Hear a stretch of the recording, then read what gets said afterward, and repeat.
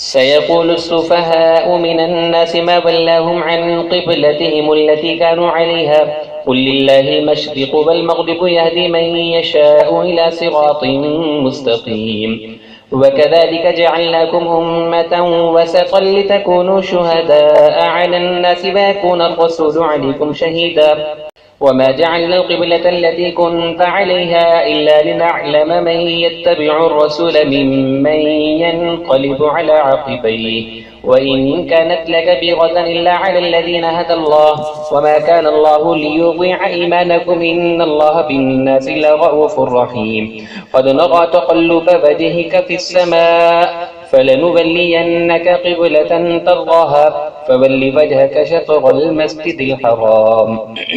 وحيث ما كنتم فولوا وجوهكم شطره وإن الذين أوتوا الكتاب ليعلمون أنه الحق من ربهم وما الله بغافل عما يعملون ولئن أتيت الذين أوتوا الكتاب بكل آية ما تبعوا قبلتك وما أنت بتابع قبلتهم وما بعضهم بتابع قبلة بعض ولئن اتبعت أهواءهم من بعد ما جاءك من العلم إنك إذا لمن الظالمين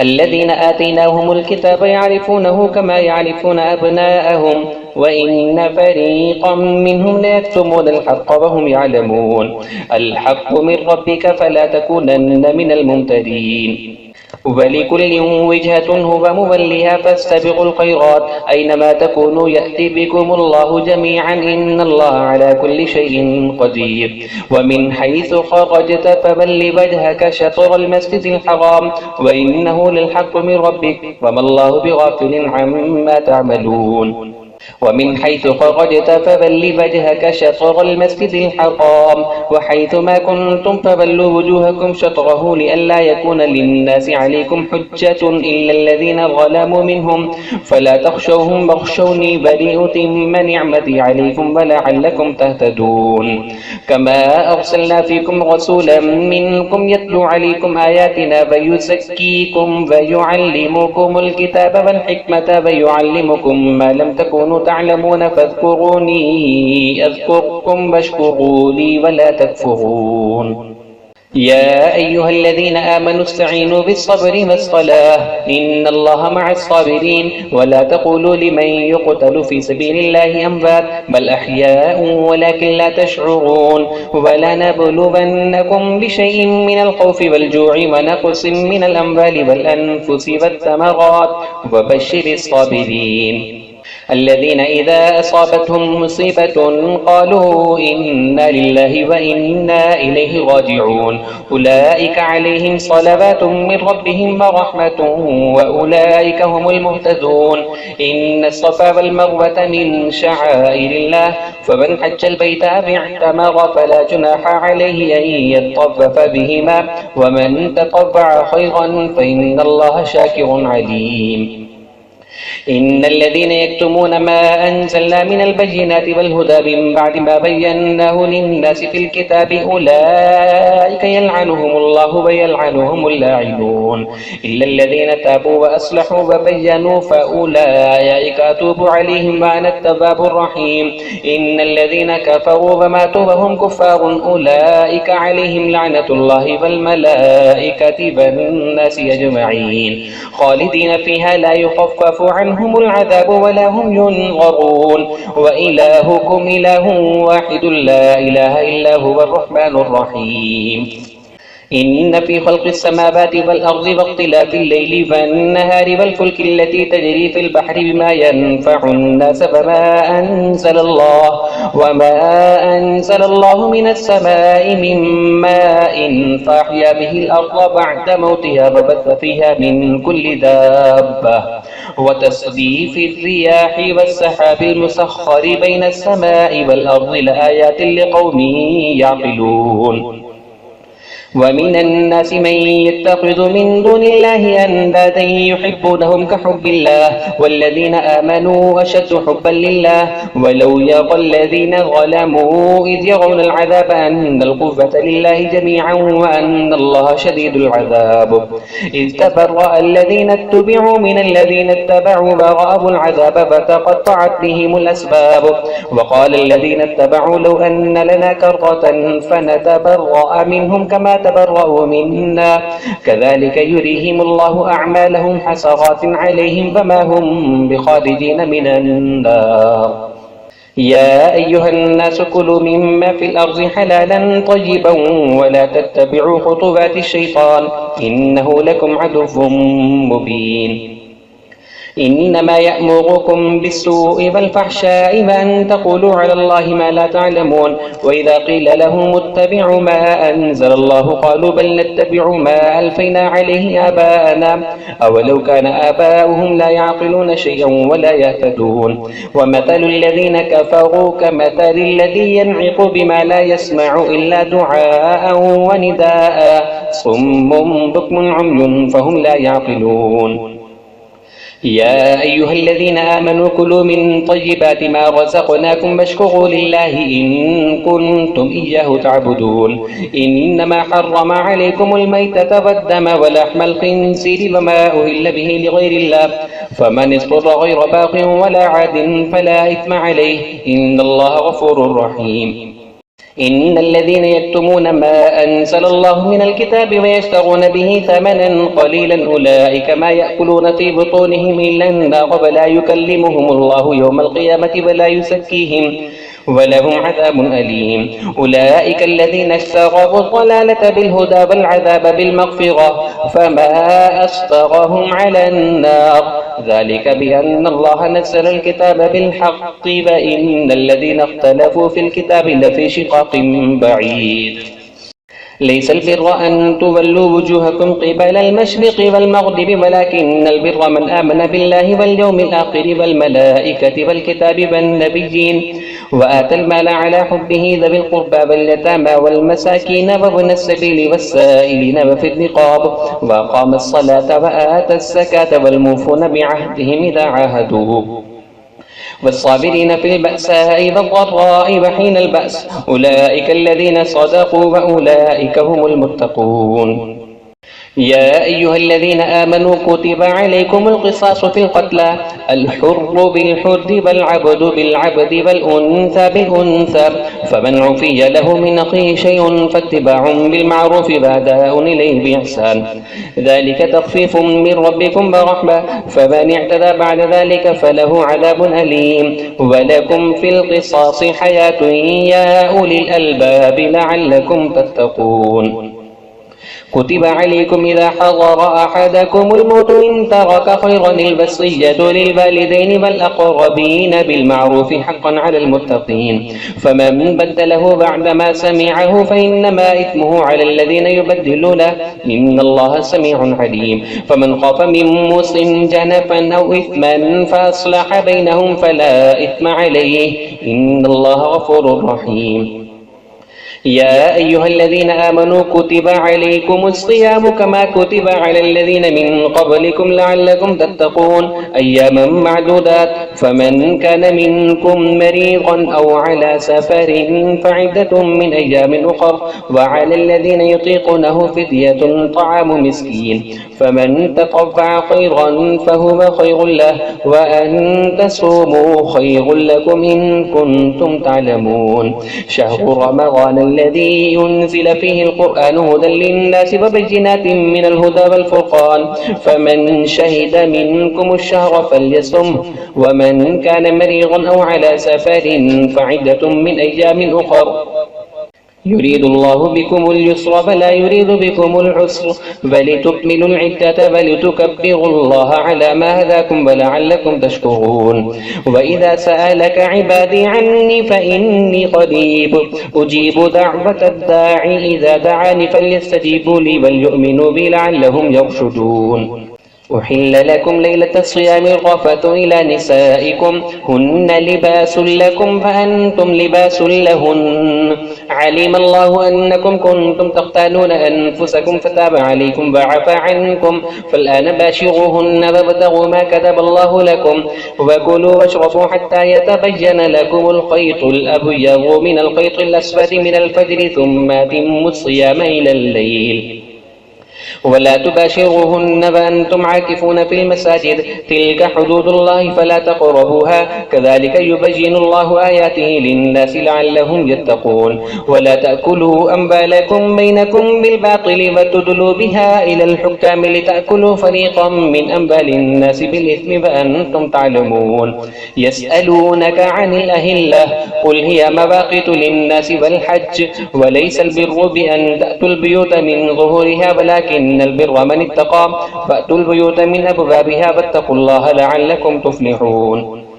وقاتلوا في سبيل الله الذين يقاتلونكم ولا تعتدوا إن الله لا يحب المعتدين وقتلوهم حيث ثقفتموهم وأخرجوهم من حيث أخرجوكم والفتنة أشد من القتل ولا تقاتلوهم عند المسجد الحرام حتى يقاتلوكم فيه فإن قاتلوكم فاقتلوهم كذلك جزاء الكافرين فإن انتهوا فإن الله غفور رحيم وقاتلوهم حتى لا تكون فتنة ويكون الدين لله فإن انتهوا فلا عدوان إلا على الظالمين الشهر الحرام بالشهر الحرام والحرمات قصاص فمن اعتدى عليكم فاعتدوا عليه بمثل ما اعتدى عليكم واتقوا الله واعلموا أن الله مع المتقين وأنفقوا في سبيل الله ولا تلقوا بأيديكم إلى التهلكة وأحسنوا إن الله يحب المحسنين وأتموا الحج والعمرة لله فإن أحسرتم فما استيسر من الهدي ولا تحلقوا رؤوسكم حتى يبلغ الهدي محله فمن كان منكم مريضا أو به أذى من رأسه ففدية من صيام أو صدقة أو نسك فإذا أمنتم فمن تمتع بالعمرة إلى الحج فما استيسر من الهدي فمن لم يجد فصيام 3 أيام في الحج و7 إذا رجعتم تلك عشرة كاملة ذلك لمن لم يكن أهله حاضر المسجد الحرام واتقوا الله واعلموا أن الله شديد العقاب الحج أشهر معلومات فمن فرض فيهن الحج فلا رفث ولا فسوق ولا جدال في الحج وما تفعل من خير يعلمه الله فتزودوا فإن خير الزاد التقوى واتقون يا أولي الألباب ليس عليكم جناح أن تبتغوا فضلا من ربكم فإذا أفضتم من عرفات فاذكروا الله عند المشعر الحرام واذكروه كما هداكم وإن كنتم من قبله لمن الضالين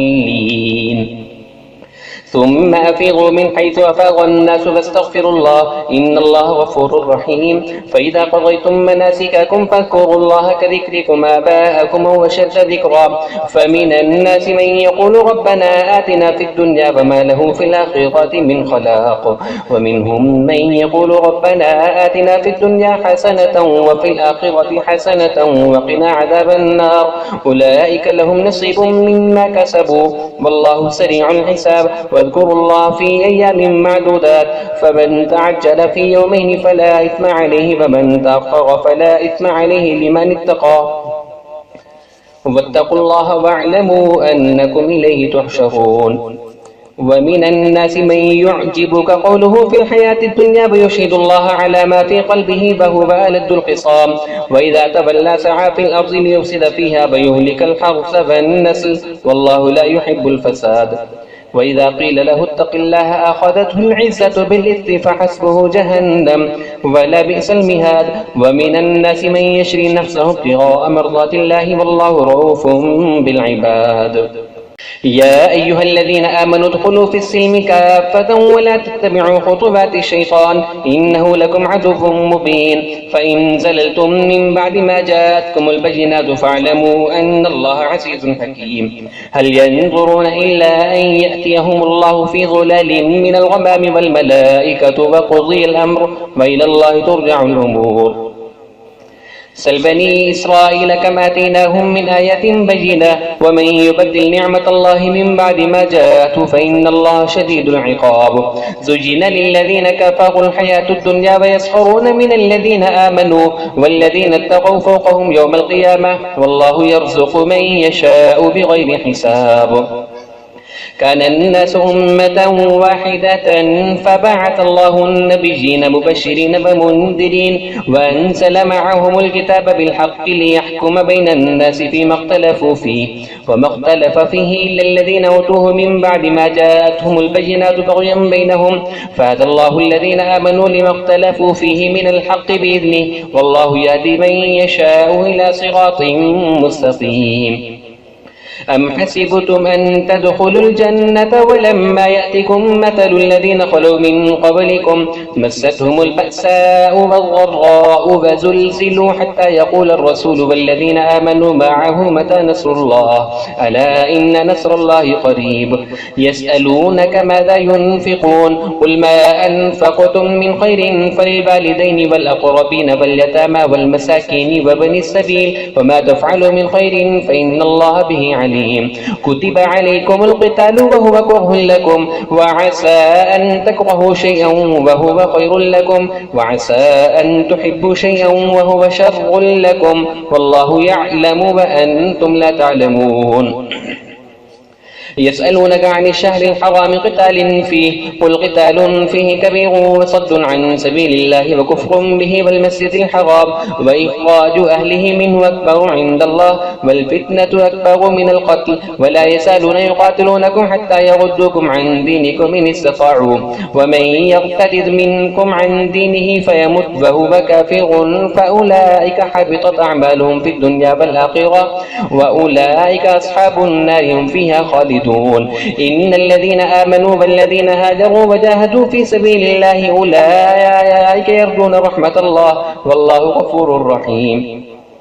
يسألونك عن الخمر والميسر قل فيهما إثم كبير ومنافع للناس وإثمهما أكبر من نفعهما ويسألونك ماذا ينفقون قل العفو كذلك يبين الله لكم الآيات لعلكم تتفكرون في الدنيا والآخرة ويسألونك عن اليتامى قل إصلاح لهم خير وإن تخالطوهم فإخوانكم والله يعلم المفسد من المصلح ولو شاء الله لأعنتكم إن الله عزيز حكيم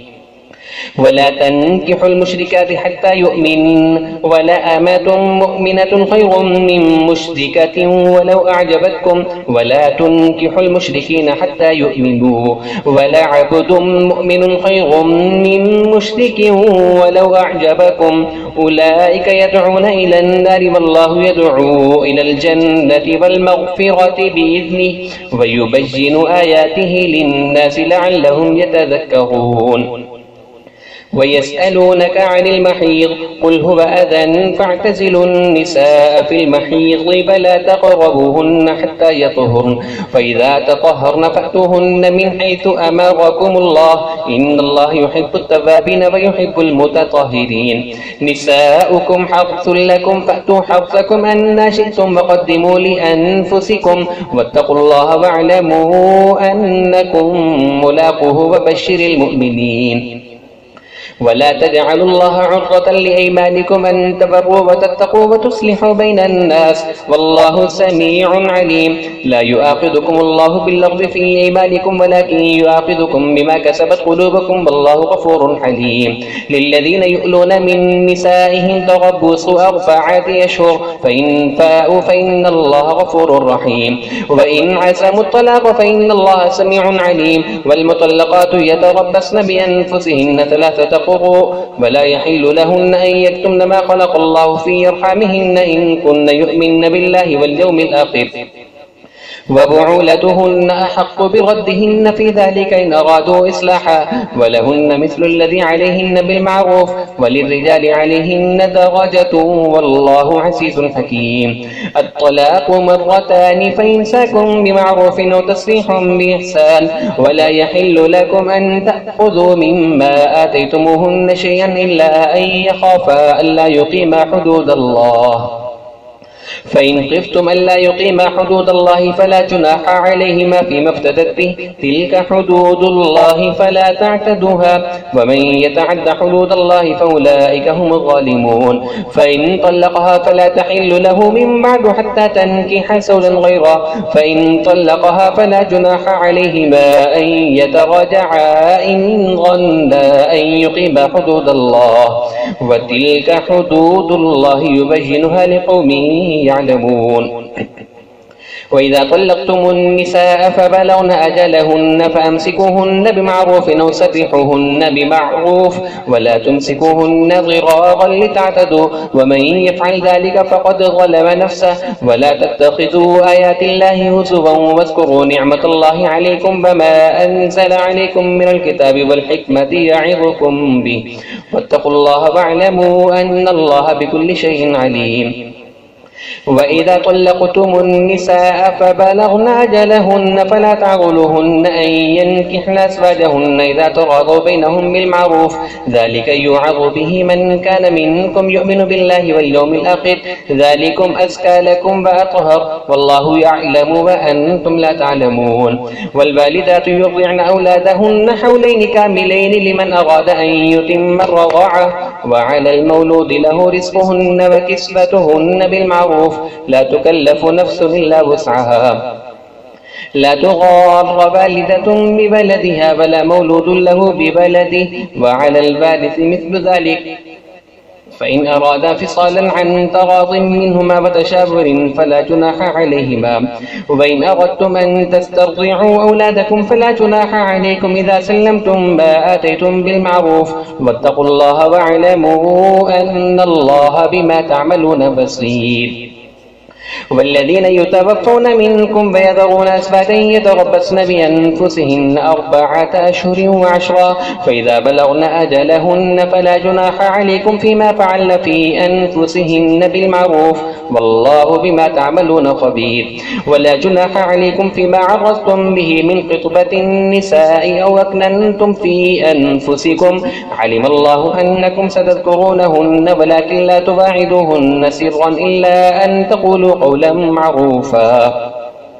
ولا تعزموا عقدة النكاح حتى يبلغ الكتاب أجله، واعلموا أن الله يعلم ما في أنفسكم فاحذروه، واعلموا أن الله غفور حليم. لا جناح عليكم إن طلقتم النساء ما لم تمسوهن أو تفرضوا لهن فريضة، ومتعوهن على الموسع قدره وعلى المقتر قدره متاعا بالمعروف حقا على المحسنين.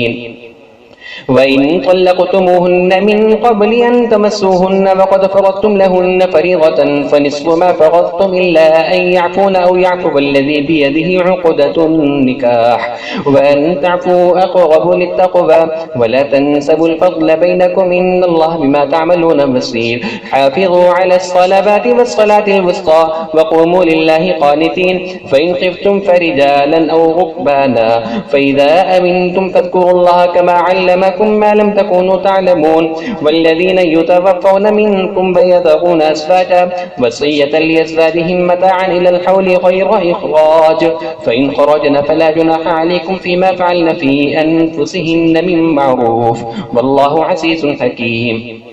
وللمطلقات متاع بالمعروف حقا على المتقين، كذلك يبين الله لكم آياته لعلكم تعقلون. ألم تر إلى الذين خرجوا من ديارهم وهم ألوف حذر الموت فقال لهم الله موتوا ثم أحياهم، إن الله لذو فضل على الناس ولكن أكثر الناس لا يشكرون. وقاتلوا في سبيل الله واعلموا أن الله سميع عليم. من ذا الذي يقرض الله قرضا حسنا فيضاعفه له أضعافا كثيرة، والله يقبض ويبسط وإليه ترجعون. ألم تر إلى الملأ من بني إسرائيل من بعد موسى إذ قالوا لنبي له مبعث لنا ملكا نقاتل في سبيل الله، قال هل عسيتم إن كتب عليكم القتال ألا تقاتلوا، قالوا فما لنا ألا نقاتل في سبيل الله وقد أخرجنا من ديارنا وأبنائنا فلما كتب عليهم القتال تولوا إلا قليلا منهم والله عليم بالظالمين. وقال لهم نبيهم إن الله قد بعث لكم طالوت ملكا قالوا أن يكون له الملك علينا ونحن أحق بالملك منه ولم يؤت سعة من المال قال إن الله اصطفاه عليكم وزاده بسطة في العلم والجسم والله يؤتي ملكه من يشاء والله واسع عليم.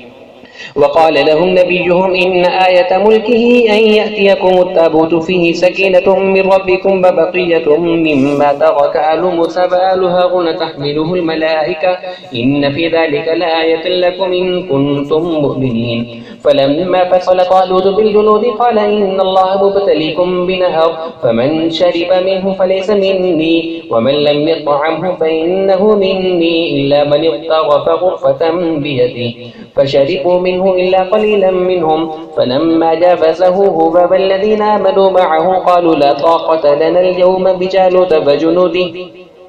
قال الذين يظنون أنهم ملاقوا الله كم من فئة قليلة غلبت فئة كثيرة بإذن الله والله مع الصابرين. ولما برزوا لجالوت وجنوده قالوا ربنا أفرغ علينا صبرا وثبت أقدامنا وانصرنا على القوم الكافرين فهزموهم بإذن الله. وقتل داود جالوت وآتاه الله الملك والحكمة وعلمه مما يشاء ولولا دفع الله الناس بعضهم ببعض لفسدت الأرض ولكن الله ذو فضل على العالمين. تلك آيات الله نتلوها عليك بالحق وإنك لمن المرسلين.